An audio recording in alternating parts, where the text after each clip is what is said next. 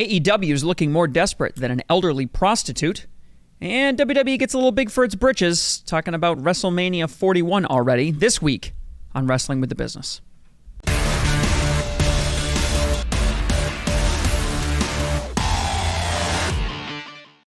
Welcome back to a brand new episode of Wrestling with the Business. Professor Matt Lambert, varsity athlete Jeremy Bodette. We are back once again to talk about the business that is wrestling, the business that we love. We got a lot of headlines, a lot of news to talk about this week. First, make sure you like, comment, share, subscribe, turn the notifications on. Make sure you know when all of these videos are dropping. We're trying to drop stuff on a regular basis. Gauntlet this week. Back on top. Back on top. Thank All's you very right with much. the world. We're going to be doing a new one this week, so stay tuned, see what that topic's going to be. I think I got a couple in mind already, so... Oh, wonderful. Get ready to lose. How many people have won on a Tuesday? We'll figure out how many. Oh, there we go. Don't give them any ideas. But falls count anywhere. We haven't done that in a couple weeks, and we're not going to do it again this week. But we got a few irons in the fire, as it were. We've got a few things brewing. Yes, ChatGPT has been upgraded, so I will be testing the waters and probably contributing to the downfall of mankind by making it smarter. So let's reap the benefits in a couple of weeks. And we've been wanting to do it for a while. We're finally going to hopefully going to get this thing going with some games. We're going to do some wrestling games. We're going to talk about a wrestling game today that wasn't all that great, but we're going to start playing some games, get our reviews out there, see what we like, see what we don't like. So hopefully that'll be coming in the next couple of weeks. Gaming with the business. Gaming with the business. We are out of business. There you go. That's what that'll be. But let's get into our headline topic. AEW and Warner Brothers Discovery have been talking about some new content coming out. They've been teasing it for the last couple weeks, and this week they told us what that new content is. A food and wrestling show on TBS YouTube.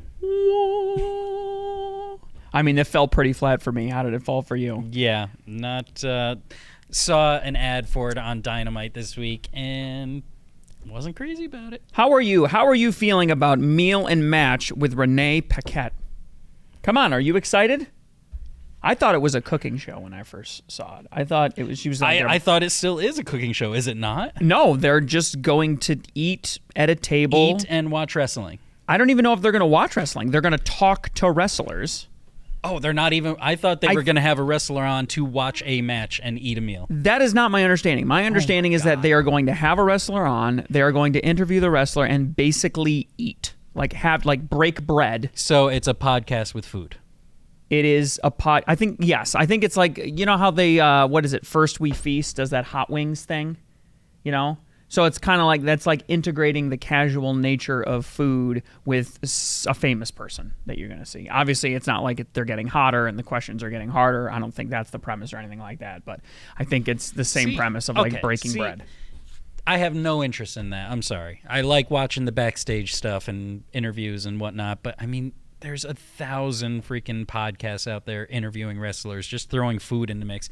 I was kind of intrigued by the idea of, hey, we're going to make this certain kind of meal, and we're going to have this wrestler to watch one of his great matches, and we're going to discuss it while we're eating this meal.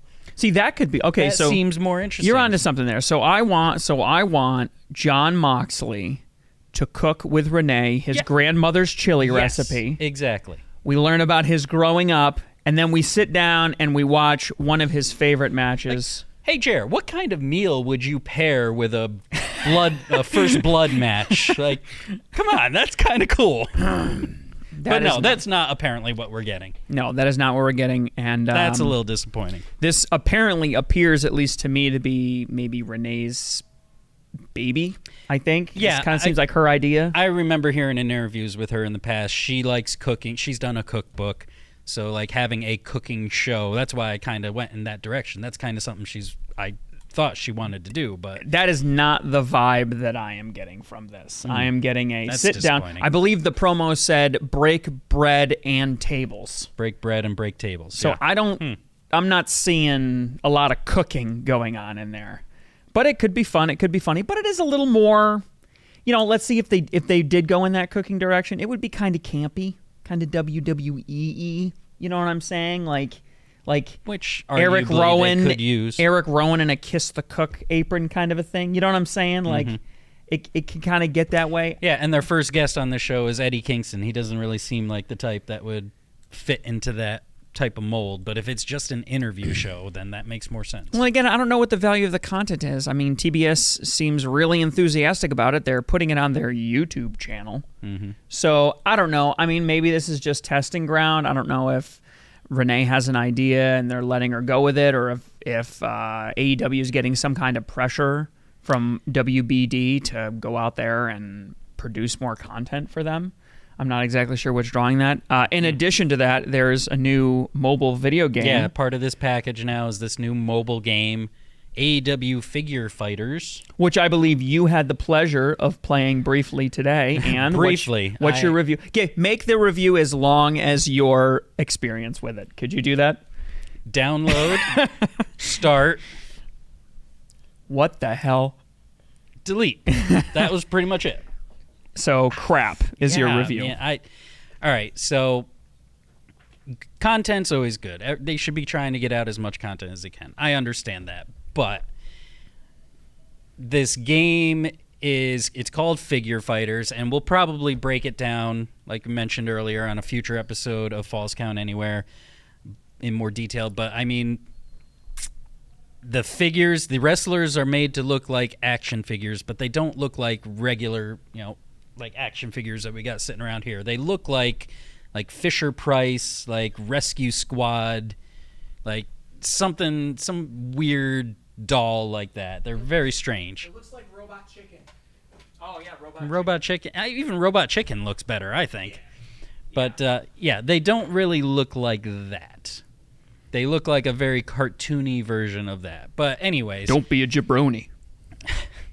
Anyways, the game does the wrestling for you, and as the match goes on, there's a couple buttons at the bottom that charge up, and there's a special move you can do, and then you buy or purchase items or clothing or whatever to make your wrestlers stronger, but you don't actually do anything.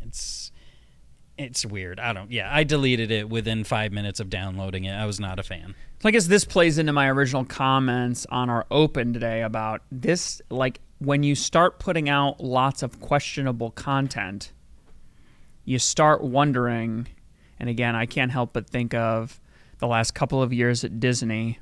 They've pushed out 9 television shows that nobody watched in 2023. And, Bob Iger's been coming out and saying, well, we focused on quantity over quality, we're going to fix it. That's a sign of desperation to me. And I'm seeing, to me, this smells like why. It feels like they're not putting enough effort behind any one of these things to actually make it successful. I was just going to say, is this new content package, is it going to move the needle at all? No. I mean, who's desperate to see Renee Paquette interview people, even if they were cooking? Who's desperate to see that? I mean, again, it's like they owe Renee a favor or something. I don't know. There is a market for that, but she's already had a podcast with WWE. She's already done interviews with WWE. She already had her own podcast since she's been in AEW. This is something that has happened and is still happening with other people forever. It's like adding food to it, I don't think is enough to make it stand out. Yeah, and I guess the only real benefit that you could see to it is getting access to the star, but these stars haven't really been built. I may be wrong, but I think she actually did do a cooking show in WWE for a short time. On the network or something? Yeah. Okay. I'm almost positive. That we got to look that up to be sure. It could be, I think but that has existed. But I mean, the access to the star, but if you haven't built the star up, again, Eddie Kingston, okay, inside the small AEW universe, but he doesn't expand beyond it at all. You need to get some new talent in there. You need to get somebody. This would be a great way to premiere somebody, And a match. Like, why wouldn't you have Mercedes Moné? on there. Well, maybe they will. Well, they will, but why wouldn't she be the first? You know what I'm saying? Like, why wouldn't you lead with one of your big... I don't know. Maybe we got to watch a signings? couple of these episodes and see how it goes. Has the Eddie Kingston one dropped yet? It's dropped today, I believe. Okay. The So we gotta 17th watch it's it due and to drop. see what it's like. But I don't know. So far, it doesn't, just from the ad we saw on Dynamite and the press release and everything, it doesn't really seem like anything major. But we'll see. So that was our headline. Let's go into WWB in the news. Jerry, why don't you go through some of these headlines with us? So, King and Queen of the Ring is starting to get a bit of a reputation for hurting people. Actually, a lot of people have been injured. I mean, we've been talking about it for a couple of weeks now. A lot of people have been out injured. I mean, and I can't even particularly blame this on King and Queen of the Ring. Some of these guys have been injured before the tournament, though. Well, no, I'm not. I don't want to specifically blame the tournament. I guess maybe 2024. 2024 is just a bad year. If you think back since the Rumble, there have been a lot of injuries that have taken out a lot of really, really big stars. CM Punk gets signed in November, comes out, gets injured in January right out of the gate. Drew McIntyre comes back from injury, just went out, right? Rhea Ripley has to vacate the title. Why? Because she's injured. So Becky Lynch has to come back in and save the day. I mean, it just seems like it's just across the board on the women's side. More recently, we're just seeing. Asuka. Right, I was just thinking of Asuka. There's just massive amounts of injuries that are going on, and now you can add two more names to that list: Bobby Lashley and Zelina Vega. And I just can't help but wonder. We're already having a problem with the King and Queen of the Ring being meaningful because it's happening in Saudi Arabia, because it's sort of, I guess in the world, what would you say in the world, this is more your world, like comic books, you'd call it like out of the universe, or how would you refer to that? You'd call it like... Yeah, I mean... It's like, it's not... It's not part of the canon. Yeah, it's not part of canon. It's like outside of the separate. canon. Yeah. So it already is losing a bit of significance. It's not like there's a belt associated with it or a particular large amount of prestige. I mean, Michael Cole might mention it for a few weeks, or maybe the next pay-per-view or something like that. WWE Speed is separate too. To try to build it up. But yeah, because it's not part of the standard canon in the WWE universe, it doesn't really get the clout. So they're already struggling with it. And then on top of that, the superstars that they're putting into it are all getting hurt and dropping off. And they're getting replaced by people that they clearly don't want into it. I mean, there's like this ripple effect where storylines outside of King and Queen of the Ring are starting to get impacted. And again, it's one thing when you're outside of the King and Queen of the Ring, but now it's like, I don't know, injuries are becoming like a disease that's really spreading, and I think it's really starting to impact the roster, as it were. I'm hoping, though, that it is going to mean more now under Triple H than it has in the last several years. Well, it's been almost nothing. I mean, It's been entirely... But again, you got the guys at the top that don't really care. I mean, if you're holding a title, you really don't care about it. And you got the guys sort of mid-range, and ladies that are sort of mid-range, that end up just being fluff. Like, did anyone actually think Zelina Vega was going to win Queen of the Ring? No. Then she shouldn't be in it. You need to shrink the size of King and Queen of the Ring. Hang on, she did win last year. That's why. But that's what I'm saying. I thought you meant, did we think she was going to win it last year? No. No, we didn't think she was going to win last year. But did you think she would win it this year? No. Yeah, they did it. They gave it to her last year, and what happened with it? Nothing. Literally nothing came from it. So that's what I'm saying. Like, maybe... That's what I mean. I'm hoping Triple H is going to give it some meaning. It seems to me that they're really pushing Tiffany Stratton. I think she's going to win the women's side, and I'm hoping Gunther wins the men's side. That would make the most sense to me, but I don't know. We'll see. And again, I don't know what it would mean. Like, okay, so Gunther's Well, that's King what I of the mean. Ring. If they win it, then that will lead to them getting title shots. That will lead to them getting pushed up the card more. And that would bring it within canon. Right. Maybe you get a SummerSlam match or something like that. Yeah. Against the bigwig. Well, that could make any sense. We'll have to see what happens, but hoping for the best there. So more shakeups behind the scenes at WWE. The VP of International Events and the Senior Director of TV Events have both left the company. After being there for several years. Long time, yeah. There's tenures there. Although, ironically, those seem to be two roles that AEW would be desperate to fill if I was AEW. Maybe they will. That is kind of funny to think that the international events, something that, AEW is finally starting to They used to be grabbing up all the wrestlers. Maybe they're grabbing up all the backstage staff now. I don't know, but these do seem, especially when you consider it within the context of the merging with TKO. I mean, we are talking about how we're moving into a more international environment for WWE, and yet there goes their VP of International Events. They got to be bringing in somebody from TKO. I would assume. This has got to be a situation where, they're just gone as part of the TV merger. How have you been liking the new production style, specifically of Raw, I'm thinking of? Have you been liking the new production style with the camera movements, the continuous shots and stuff? It definitely feels better. Again, I still don't watch full episodes. I'm catching clips here and there, but it definitely feels a lot better than the whole shaky cam, crash zoom that we were so used to for so many years. It does make for some really cool transitions when you aren't stuck. Yeah, like you said, the continuous follow cam, following one wrestler and then switching to another, that's a nice change. Yeah, I think But it's I said cool. it in the beginning, though. That'll get old fast if they keep doing it every show or whatnot. Yeah, I wonder. That's something they need to use So far, sparingly. they've kind of been keeping it on the Raw brand. It might be something that's unique, especially now that we're kind of splitting off and some are going streaming and some are staying on networks and stuff. Maybe that's something that'll be uniquely that brand, as part of that brand, to help keep that fresh. But yeah, I like that too. That's going well. Your competition, Sammy Guevara, is officially off suspension. Yep, that makes my fiance very happy. No official plans for his return yet. I have been seeing him all over my my Twitter. Oh, trust me, I hear it. He's been all over my Twitter on vacation with his beautiful child and family. Ooh, I wonder when he's going to come back. They've been posting all week, blah, blah, blah, blah. They put out a tease. He was asked. I hear about it, trust me. That's good to know you're handling it maturely and without any jealousy in your voice whatsoever. Not at all. What should they do with him when he gets back, I guess, is my quick question to you.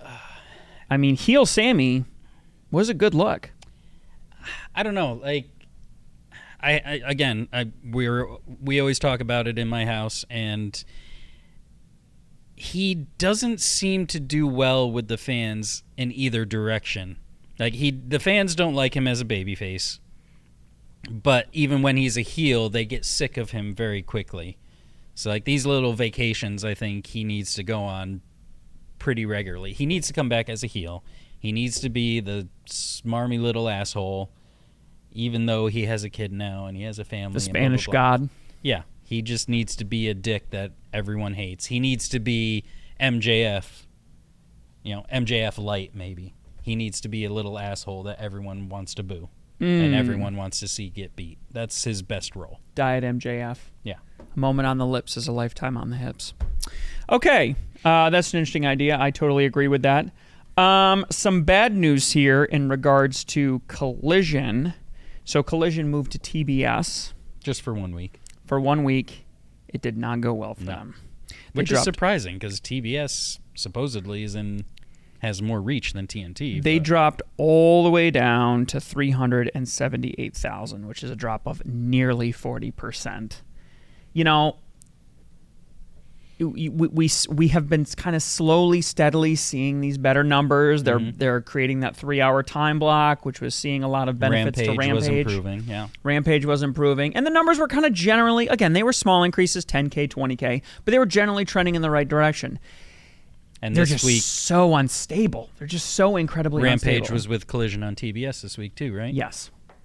How were they? And their numbers dropped as well. Yeah. I mean, it was across the board. It wasn't like people were just tuning in for the 1 hour Rampage, And Rampage was piggybacking off of Dynamite versus Collision, but it's just a huge, huge drop across the board. And these numbers are just so shaky, I guess is the best word. It's like anytime you tweak you move the time slot back an hour, crash, the numbers crash. You move it one day of the week, you move it from Saturday to Friday, boom, the numbers crash. You move Rampage anytime you make any tiny tweak whatsoever. And because they're stuck on TBS, and this is something they really need to work with Warner Brothers Discovery on, and when they're stuck on those networks, they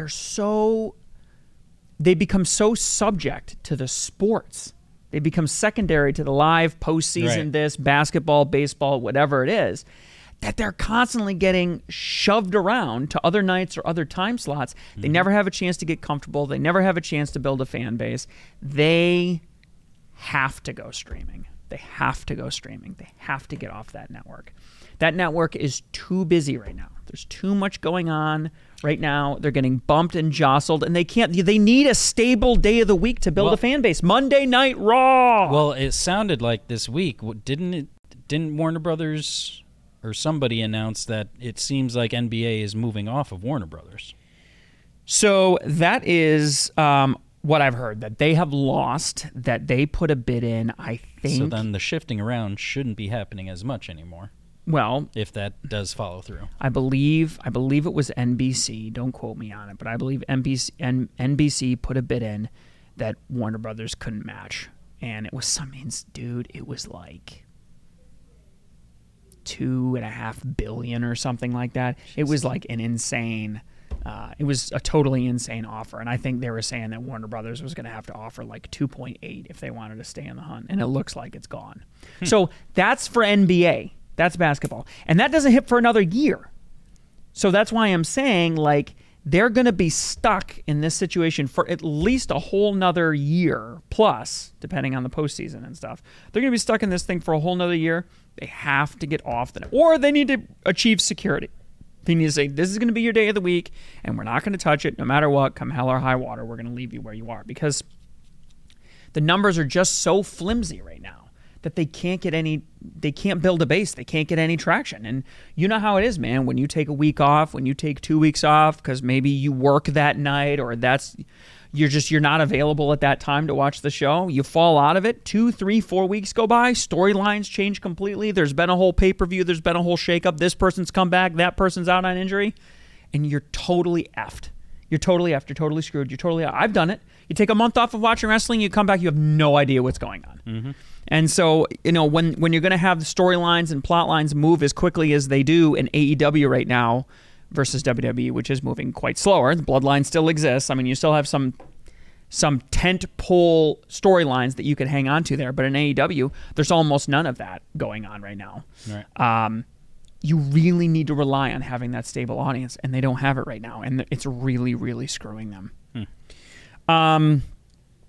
You know what? Let's stay on AEW right now, specifically on television. So, upfronts were yesterday, and Warner Brothers Discovery was expected to mention AEW, even though they don't have a final deal reached. However, very encouraging for us.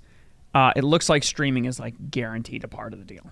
Like they're saying specifically, Warner Brothers Discovery very interested in the pay-per-views and having them on Max. That Max is a part of the conversation from the very beginning. So no more $50 a month. That'd be nice. That would be very nice on our pocketbooks. And honestly, again, you get the library, you get to watch everything in the, it doesn't, if you don't buy it, it doesn't disappear. If you choose to, it gives you more options as a fan, and it sort of puts AEW on the same level with what WWE has with Peacock, with that library and that benefit going along with them. So, very excited to hear. I think I've been pitching that they stay with the Warner Brothers from the very beginning. There's really no better way to do it. Yeah, absolutely.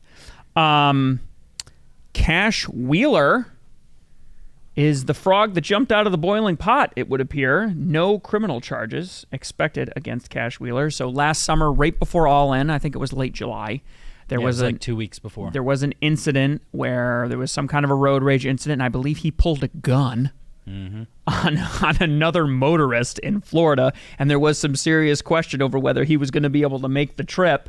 Judge ended up approving him to make the trip to go overseas, and now here we are.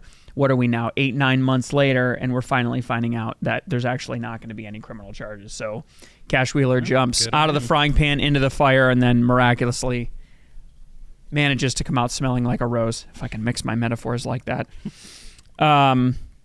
So hopefully, if he can keep his nose clean, Cash Wheeler, if you can keep your nose clean, moments like these, I really miss JR. He kept the locker room in line at WWE, and he's not the same man he was before. He can't do that in AEW. AEW needs somebody to. They need a Red Foreman to put his foot in their asses and keep shit like this from happening. I mean, listen, WWE's got their problems with Liv Morgan and all that stuff and whatever. They have Christopher Daniels, but yeah, it's... He's not putting his foot in anybody's ass. You don't think so? I don't think so. He just got fired. In storyline. Come on. Yeah, but still, when you got a guy like that, you just... JR got fired multiple times on TV. Come on. And in real life. He was also the director of talent, though. I mean, like behind the scenes, though. He was JR. So was Christopher Daniels. He had a real... But it's not the same, dude. You can't tell me that that's the same thing. He clearly isn't managing it the same. I got nothing but respect for Christopher Daniels. He's done an amazing job. All right, let's move on briefly to WWE here. Well, it's been official. Tie yellow ribbon around the old oak tree. We have a home for all of the new WWE shows starting in 2025. Raw is going to Netflix. SmackDown is going to USA. SmackDown's going to USA, and NXT is going to CW. Is this the first time all three shows have been in separate networks, in separate places? You won't be able to go. I mean, it's always been like NBC Universal has always had SmackDown and Raw, or you had NBC Universal had Raw and NXT, right? So you get two of the three of them would always be grouped together. I don't know about always, but maybe. I couldn't say for sure. But despite that, they will be keeping their same schedule right now. So Raw will be staying on Monday nights. Again, not sure how much that matters. For Netflix, on Netflix, yeah. I don't know. I guess. I mean, the whole idea is for them to start doing live stuff, right? So it'll air on Monday. It will air probably at the same time, would be my guess. Because again, something that Warner Brothers Discovery doesn't seem to understand. Keeping that fan base very important. Same dumb time, same dumb place. Tune into us, week after week, year after year, decade after decade. In the case of Raw. SmackDown's going to stay on Fridays. NXT staying on Tuesdays with the CW. Very good decision. So our schedule isn't going to have to change. We're not going to have any more fun matchups. No more fun Wednesday Night Wars or whatever it was to start with. Just another full week of wrestling, which I think is good for everybody. Here's a little last piece of note that struck me as interesting, and I think for me it really struck home a sign of the times. Obviously, WWE has really been emphasizing, like, this is not the Vince McMahon era. Triple H is in control. It's a new age. We are totally different. Nothing struck home to me more than this piece of news right here. Jesse Ventura is in negotiations with WWE for a Legends contract. I can think of that struck you? It just really struck me because there's no way Vince McMahon would be okay with that. I mean, were they on that bad of terms? They got in a bunch of pissing matches. And I think Jesse Ventura, I guess... I always saw Jesse as an old Vince McMahon guy, but you're right. He hasn't had a contract there in so outside many years. Of maybe like signing Ryback or something like that. Because Sergeant Slaughter, they have their falling out, but Slaughter's been on a Legends contract before. I mean, this is the only real legend that hasn't really been on a Legends contract. I guess I never really thought about it. And Lord only knows what Jesse Ventura is going to say. I mean, we're going to... come on. A Legends contract doesn't mean he's going to be there every No, week. but some video is going to surface where he's at some signing and he's screaming about the aliens taking people over and making them gay or something. I mean, Jesse Ventura said some pretty crazy stuff in his day and time. No crazier than Ultimate Warrior. Who is dead. And Jesse Ventura will talk about how it was a government conspiracy in conjunction with the WWE to make that happen. I'm just saying, okay? You don't get to be the governor of Minnesota by not being crazy.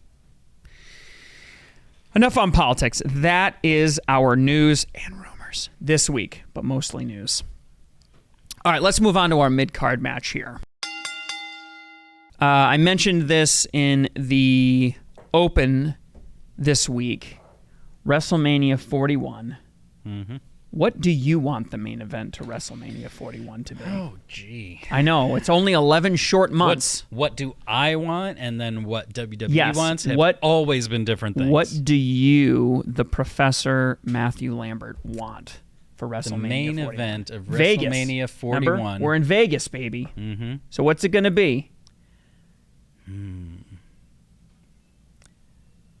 Battle of the Bullet Club, 3-way. Finn Balor versus AJ Styles versus Cody Rhodes for the top title. There you go. That's what I want. They won't be doing that. Yeah, thanks. I'm sure you're shocked to hear that. I'm sorry I have to disappoint you. What they are pitching is Cody Rhodes versus Dwayne The Rock Johnson. Rock the Dwayne Johnson. Sorry. Rock the Dwayne Johnson.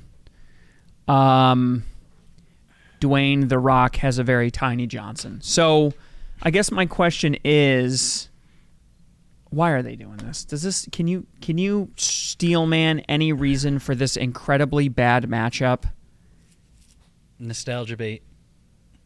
It'll get the casual fans to want to see it. That's all it is. Does The Rock show up in shape? Because if this is the match, he's not going to be able to hide behind tag team, bloodline rules. I mean, he was in perfectly good shape this past WrestleMania, and the match was decent, even though it was a tag match. I wouldn't say he was in perfectly good shape. It was a very slow match. He was in good shape. He was in good shape, but not perfectly good shape. He held his own, but only because it was he slow. looked perfect. That's not what I'm saying. I'm not even He was in fine shape. I'm not talking about how he looked. I'm talking about how he performed. Yeah, it was fine. It was good. It was a lot better than we expected. You thought it was WrestleMania main event caliber. No. I already told you what my main event thought is. I'm talking about the match. Was his performance at the match WrestleMania main event caliber? It was good. Was it WrestleMania main event caliber? For night one, yes. Okay. All right. Jesus. There we go. We know where your minimum standard is. Holy shit. I mean, they're just sucking up to The Rock. They just want to give Big Daddy The Rock, who swooped in and saved us from Vince McMahon, anything he wants. Like I just said, for the casual fan, for the international fan, it's a name that everyone likes and wants to see. That's all they're thinking. But is he going to put... It doesn't matter. Is he going to put butts... It does. This does matter. Is he going to fill that stadium when nobody else could? Yes. Nobody else can fill that stadium. I'm not saying nobody else can, but he will fill it. Yes. But you're putting him in there... Okay, so then the argument is he's free. We already have him, so you may as well use him. Yeah. Is there anybody else that could also fill that stadium? That could? I mean, a John Cena, a Roman Reigns, even a Seth Rollins, maybe. I think Seth Rollins could fill that stadium. Yeah. Gunther? They have... If they build him up over the next year, yes. If they keep doing what they've already done with him for the last, let's say, year and a half. I would like to think so, but I mean, compared to a Rock, no. He's still not up at the Rock level as, again, in the eyes of the casual fan, in the eyes of the international fans, he's not up there with the Rock. No one is. That's an interesting point you brought up, because as WrestleMania gets bigger, there's an expansion that goes on, but there's also a bit of a contraction. Let me just give you an example of what I'm talking about. So as WrestleMania expands and becomes this week-long festival, this escapade into the world of wrestling, the prices are going to go up, the less casual fans you're going to see. Casual fans don't spend $10,000 on tickets to go to... They don't buy plane tickets to go to Vegas or perhaps Saudi Arabia soon. A lot of them will for a one-time event. This is the one show they go to every year because it's WrestleMania. That's the whole idea behind it now. And I guess my point is Rock versus Cody Rhodes isn't a one-time event. We just had it this year at WrestleMania, basically. I believe Rock did pair up with Cody Rhodes, right? Yeah, they faced each other in that match, yes. Yes, they did. They did pair off. So, I mean, we've essentially already had this match. We agree that other people could fill the stadium. It doesn't matter, though. It's the names that will draw the people. But the people...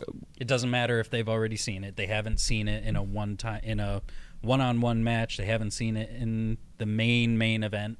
Because let's face it, the main event of Saturday is not the main event of WrestleMania. So you think this might be a Saturday main event? No, I think this will be the Sunday main event. This is going to be the main event. Okay. Because when this past WrestleMania, everyone's not talking about the tag match. They're talking about Cody beating Roman and finishing his story. That was the main event of WrestleMania, period. Right. Doesn't matter which night it was, that was the main event. But this is going to be the main event of next WrestleMania because it's the biggest name in The Rock. It's the biggest champion in Cody, if he's going to still have the championship. That's what's going to get the people there. So WrestleMania 41 is going to be essentially the same thing as WrestleMania 40, which was essentially the same thing as WrestleMania 39. I don't even remember WrestleMania 39. Yeah, it was Cody not finishing his story. Okay. That was Cody getting beat. Mm-hmm. So you have Cody getting beat, Cody coming back and winning, and now you have Cody versus Roman Reigns' big brother, basically. Big brother Reigns coming in. It's essentially the same story over and over and over again. Yes. What do you think Roman Reigns has been doing for the last 7 years? I guess that's what I'm saying, though. And at the same time, the company's trying to say, we're way different than we were before. Yeah. This is not Vince McMahon's company. This is entirely different. And what have you been saying every week for the last year or so? Bruce Pritchard is still there? Well, besides that, it's the WrestleMania and wrestling in general, or WWE in general, is not for us wrestling fans. It's for the casual fan. It's for the international fan. And those people know The Rock. That's 100% true, but I don't think those rules apply in the WrestleMania environment. I think they do more than ever. Because WrestleMania is not... If you're buying tickets close enough to the ring to see it, you are extravagantly wealthy. You are doing sexual favors for Vince McMahon, apparently.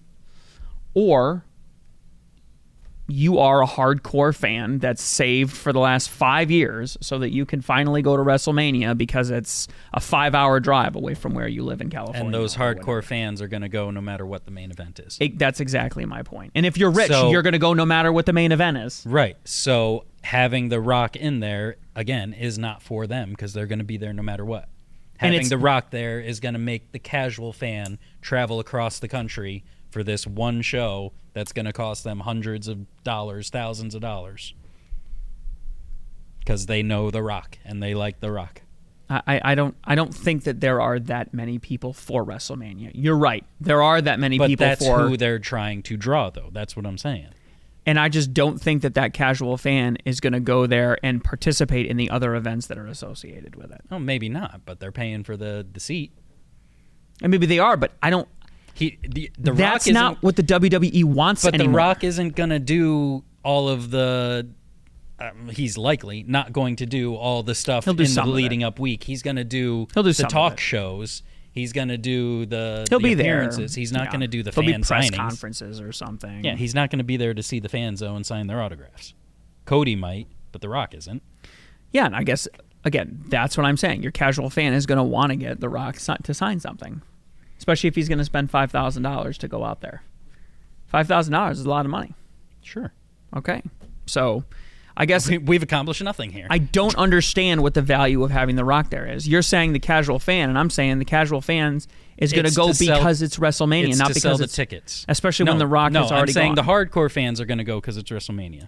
The casual fans are going to go to see something they know. There are no casual fans that are going to spend $5,000, $10,000 to go and see The Rock. Oh no, who cares about WrestleMania? Oh, The Rock's going to be there to have the same match he did last year? Ooh, now I'm going to fork over all my money. I don't see that happening. Well, I don't see them doing that if it's Gunther or anybody else. You're right. It's equally as likely to the casual fan. So why not do that is my question. Why have the same match that you had last year if you don't think it's going to sell any more tickets? Why have WrestleMania, why have Roman Reigns main event WrestleMania for 7 years if it's not going to make a difference? This is why you do it, because it's not about selling tickets to WrestleMania. That has become secondary. Now it is about sponsorship deals for WrestleMania, and it's about WrestleMania World, which is where we take over the entire city and you buy an entire package like you're going to Disneyland, where you go and see the one dead man show. I think the world thing is only in Saudi Arabia. You know what I'm saying. The Expo, the week-long series of events where you meet your favorite stars, just like going to Disney World, which I believe you did, right, as a child? Sure. You went to Disney World? So you didn't just go there and walk through the parks and leave. You ate at the restaurants. You went to the gift shops. You met the characters. You took pictures with them. Nowadays, there's all these Minnie's boutique you can go to, and your kids can get dressed up like them. There's Cinderella's Castle. There's all the rides you can ride. There's the ESPN Wide World of Sports. It's becoming a cultural phenomenon, and that is the money that the WWE is targeting. It's no longer, oh, hey, it's going to be at MetLife Stadium, so let's spend $200 on nosebleed seats just because it happens to be 2.5 hours away from us. Now it's like, oh, you're going to go and you're going to spend the week there. And there's going to be panels, and we're going to talk about wrestling the entire time. You're going to get to meet your favorite stars, and you're going to get to see all this memorabilia, and you're going to go to the One Dead Man show, right? That's what it's becoming about. That's how you're able to hold an event like that in Saudi Arabia. Because in Saudi Arabia, you're not going to drive 2.5 hours and get anywhere. It's desert everywhere. People are going to be flying in from the middle of nowhere. So you have to make a week-long cavalcade of it. So, I mean, WrestleMania 41 is obviously not going to be in Saudi Arabia or anywhere in the Middle East. It's going to be in Vegas. But if they're hoping to move it there in 2026 or 2027, that's the fan base that they have to keep and they have to attract. The kind of people that have that kind of cash that can bring in. And I don't think The Rock does that any more than anybody else does. So I'm questioning why they would use The Rock. Why would you use The Rock? It doesn't make any sense to me. Unless you're trying to suck up to Big Daddy Rock that saved us from Mean Vince. Like, as a favor to him. Like, they wrote, oh, you get your name back, you get all these added benefits, $30 million worth of stock, blah, blah, blah, blah, blah. And then maybe at that point there's an argument of, okay, it's free. We've already paid him his $30 million in stock options. So he's going to do everything he can to increase the value. I don't know. That's the best I can make of it. Moving on. Next mid-card match. Some changes, perhaps, in WWE coming? Changes. Okay. But this isn't new? So, well, it's been teased for a while. Wyatt Six group now apparently confirmed to be debuting at SummerSlam, which is still, 2 months away? July? August? I believe it's the beginning of August. Beginning of August, so about 3 months away. So, yeah, we talked about this last week. Wyatt Six, the 5 members that are confirmed: Bo Dallas, Dexter Lumis, Nikki Cross, Joe Gacy, and Eric Rowan. And we speculated on the 6th member going to stay open for Wyatt himself, who's passed. But I'm looking forward to it. Eric Rowan was spotted at the Performance Center. Yeah, I think they Orlando. confirmed a couple weeks ago that he was signed now. He was signed, yep, but he's shown up, and apparently he's doing whatever work he needs to do to get in shape. Mm-hmm. I have been seeing a lot of stuff about Bo Dallas bringing back Uncle Howdy. Yeah, it makes sense. Makes sense. Keep Makes a that lot of story sense. going. I mean, how should it be booked is really the question. I mean, if I have been reading a lot of stuff about how WWE is committed to making sure they get over. Right. So how do they get over? What's the right way to get them over? We don't do heels and faces anymore, so it's not going to be that simple. But I guess who do they feud with? I assume they're all going to take on aspects or actually play the characters of the puppets that were in the Firefly Funhouse. The Buzzard and Huskus and the Rabbit and all them. That's so they'll probably be them in some sort of form or take on aspects of them. You know, just even if it's just like entrance gear or whatever. The embodiment of... Yeah, the embodiment. There you go. That's what I was looking for. Nikki Cross will be Sister Abigail, or maybe Alexa Bliss comes in and she's Sister Abigail. Yeah, it's going to be a spooky, cool faction to freak out the rest of the wrestlers and dominate, like, you know, like the WWE version of House of Black, say. Who doesn't really dominate like they used to. But I don't know. I guess this has been missing since Bray Wyatt and The Fiend's disappearance. Mm-hmm. There has been an edgier aspect of WWE that has been missing. They really have kind of softened up. And I guess if you really want to destroy the idea that we're still in the PG era of WWE, this could potentially be one way to do it, to go in that darker direction. Although no one's even been able to touch the Fiend concept and whatnot. But now that they're being a bit more edgy with the blood and the swearing and everything, a little less PG, maybe they'll be able to take it a bit more seriously. But this wasn't really a concept that was driven by like violence or even like swearing or anything. No, like but that. it can be a little less cartoony, say. Less gimmicky. Yeah. Yeah, especially if you're going to do it on Raw, where it's on streaming or something like that, and you're not stuck on network TV. Are they going to do it on Raw?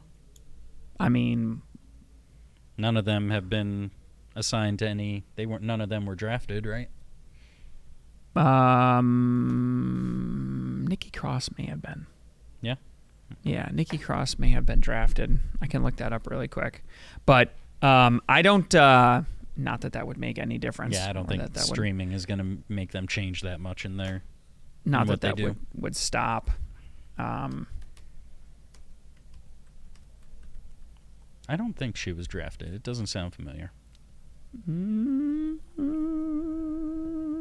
She hasn't been on TV in quite some time. I think she was drafted like offline. Like she was drafted like.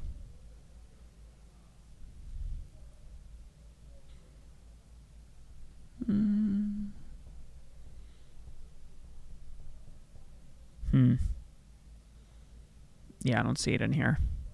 She may have gone undrafted. Yeah. I don't see anything in here after 2022. But so, yeah, I mean, even if they go undrafted, though, I mean, it's going to be a lot less crowded on Raw. There's going to be more factions for them to interact with. Judgment Day. Theoretically, Imperium's still together. We might see some new people added to Imperium, and they're still on Raw. Versus, what are they going to... It's going to be them versus LWO on SmackDown. Well, I mean, that's what I'm... Bloodline? Them versus Bloodline? Already, it seems like they're not going to really get anywhere with them then, just with those factions and how much they have been built up over... They'd have to bring down the longest reigning Intercontinental Champion. They'd have to bring down the World Champion, which theoretically they could do, but I don't really see this group of people doing that. I'm a little lost. So then, what do you do? What is the purpose, except for pandering to a fan base that loved a character that we lost too soon? What is the purpose of bringing them back? And if it is clear that it is just pandering, how's that going to go over? I mean, okay, it'll work for a week or two, right? Out of the gate, it'll work maybe really well. But then once we see it go up, once Eric Rowan does 2 or 3 squash matches. Well, I mean, yeah. I mean, we could see them go for the tags. We could see them go for the mid titles. We could see them go for the women's title. I don't see them going for the world title. Or are we just going to see them carrying cross it with a bunch of weird promos? That's that's like the down. That's kind of the bad area that I see this going. Because it's tribute to Bray Wyatt, the fans will give them a bit more benefit of the doubt than they did with that particular group with Karrion Kross and AOP. But that could possibly happen, that they just tank. I mean, they're not going to have them lose the way they had Karrion Kross lose, which hurt him significantly.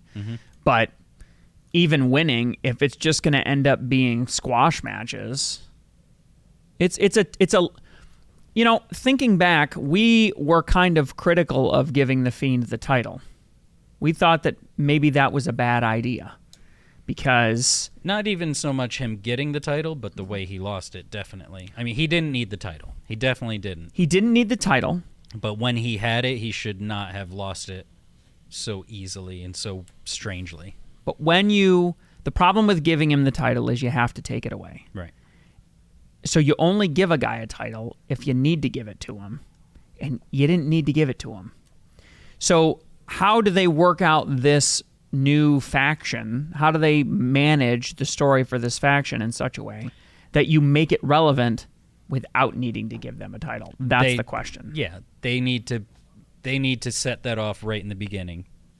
The title isn't what we're after. We're after, I don't know, setting the WWE and the world straight, setting it, I don't know, they've gone off track. A path to redemption. Yeah, something like that. That's their focus. They want to put people on the right path, whatever. What would that look like? No idea. Yeah. I think this is a nice concept on paper, but it's going to require a lot of work and luck, frankly, to get it all done. I mean, the pieces are there.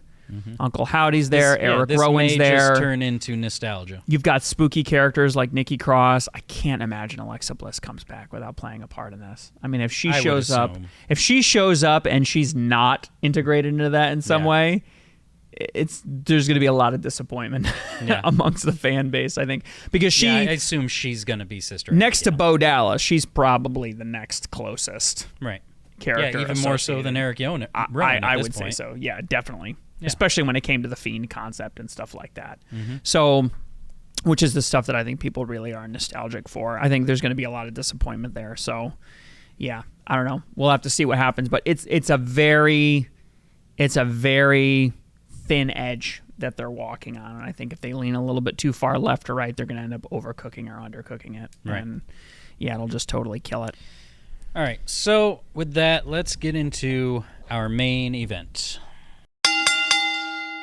So, more AEW, what seems to me like desperation. So, AEW has announced this week that they are partnering with the Arlington Esports Arena, which is the world's largest esports arena. So, Arlington, Texas. So, let's just not Virginia. Let's just make sure full context here.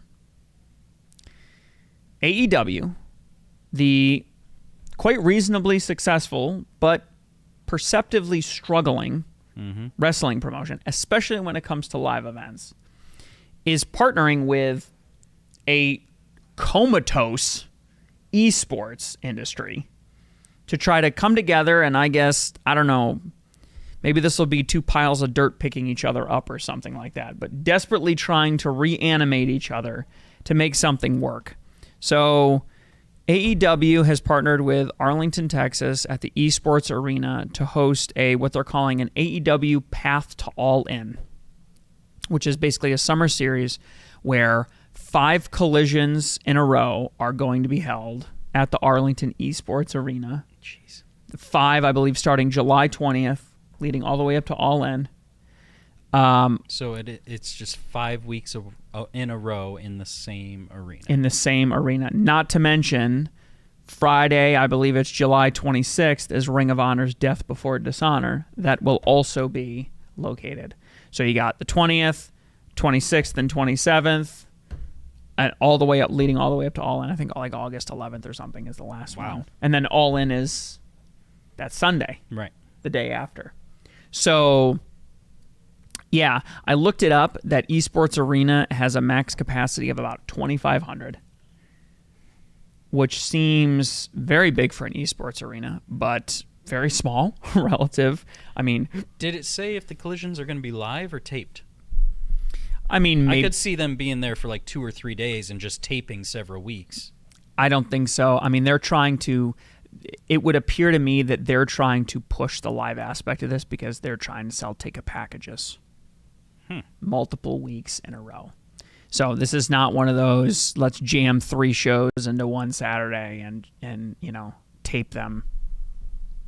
Wow. Now maybe the last one might end up being that way. Yeah, because the day before. It's a tough ask. Yeah, they're not going to travel right after recording Collision. Yeah, that's going to be a tough one.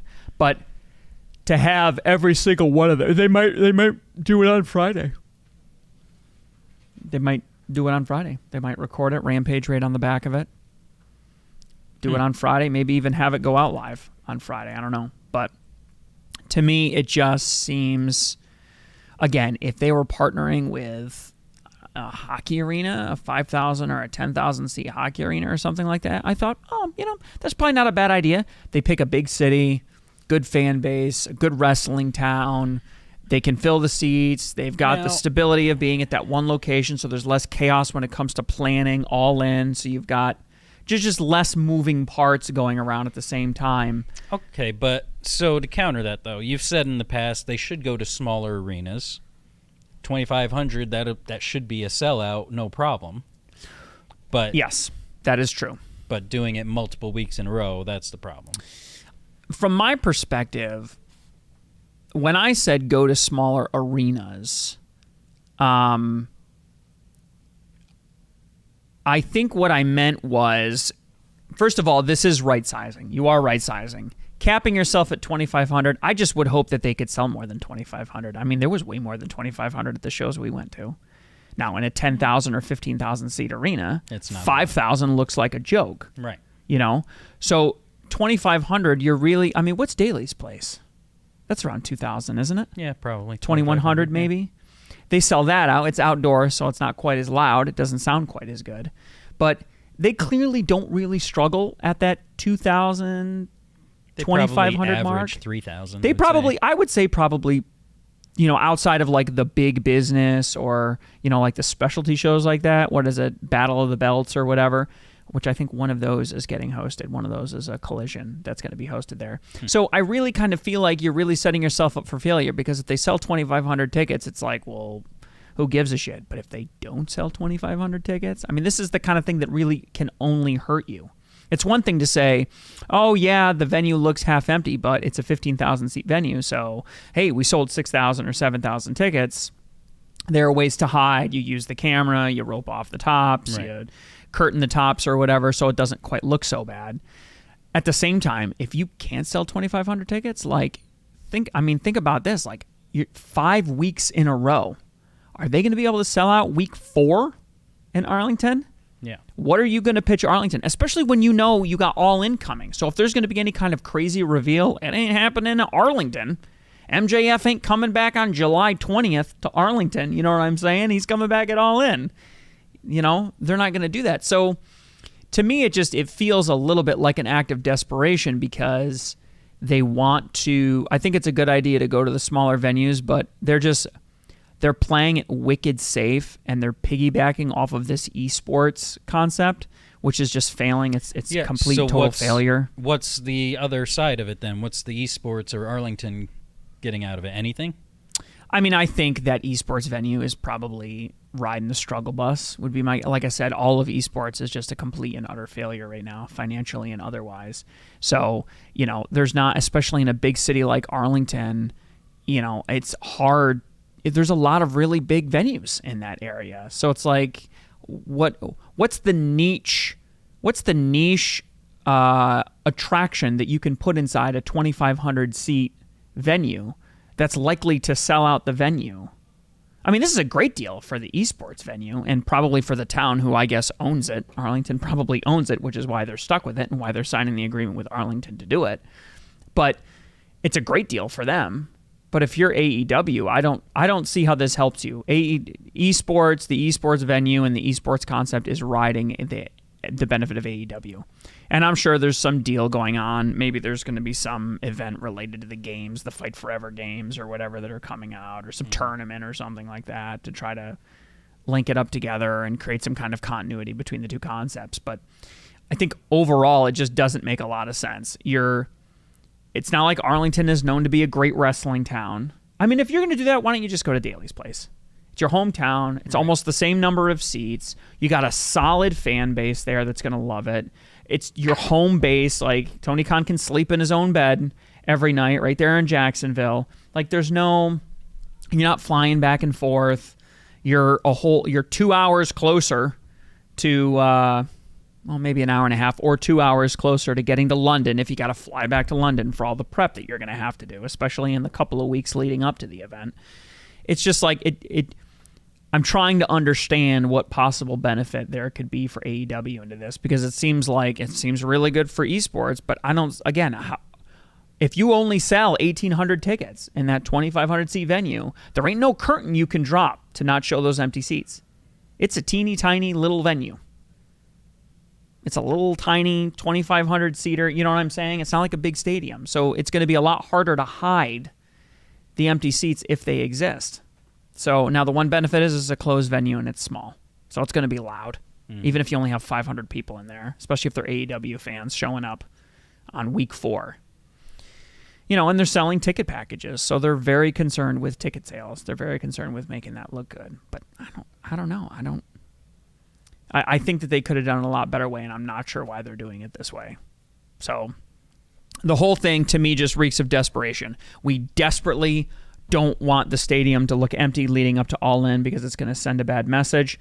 So we're going to sign for this little tiny venue at 2,500 tickets. We're going to sell ticket packages by all 5 weeks for $25 so that we can make sure, we'll do meet and greets on the particular nights. We'll have a Fight Forever tournament where the winner will win $1,000, or we'll do all these YouTube shows and Renee Paquette will record her show live. And you know what I mean? You start doing all these stupid things to try to sweeten the deal, all these kind of gimmicky things that don't really work, and it just ends up, if even after all that it really doesn't work, it ends up coming out worse in the end. So I think you combine this with the subpar content that it looks like they're about to put out through TBS, and it's like, I just don't know. It doesn't look good to me. It looks like a really, really bad setup to me. So well, we'll see. All I can say is that I hope it's not true, because there's a lot of good stuff that is happening there, but it's kind of getting overshadowed by what looks like a whole bunch of things that are just going to be dead on arrival. I think Renee's show's dead on arrival. Yep. This game apparently was dead on arrival, at least according to one reviewer's opinion. Yeah. We'll see what Steve has to say down the road. And again, I think this Path to All In Summer Series, while it has some good aspects to it, like, hey, yeah, let's be in one location, let's have the stability. They picked an okay town, I guess, Arlington. Linking themselves to esports, probably not the best idea. Arlington probably doesn't get wrestling very often. Yeah. So that might draw some people. And again, if you sell it out, if you do sell 2,500 plus tickets, it's going to be loud as hell and it's going to sound really good. But if you don't, you're screwed. Yeah, if you sell 2,500 tickets, I'm going to go, no big deal. Okay, great, that's the expectation. But if you can't, the internet wrestling community is going to jump all over that shit. And they're going to be up your butt. Everyone's going to be taking pictures and posting it and hating, and we're going to have to listen to Eric Bischoff go off about how it wouldn't matter if The Undertaker came down like Sting from the center. AEW is destined to fail. So, that's that. All right. That's the end of my rant. That's all we got then. On that note, be sure to comment, like, share, subscribe. Let us know what you think about this new deal AEW's going. Is it going to work for them or not? We'll see. And try playing that new... No, I'm not going to say try playing that game. No, you almost endorsed it. Yeah, we're not endorsing shit. Especially that game. Jesus. Go play a good game after you watch our videos. And if you keep watching, we'll keep wrestling with business. See ya.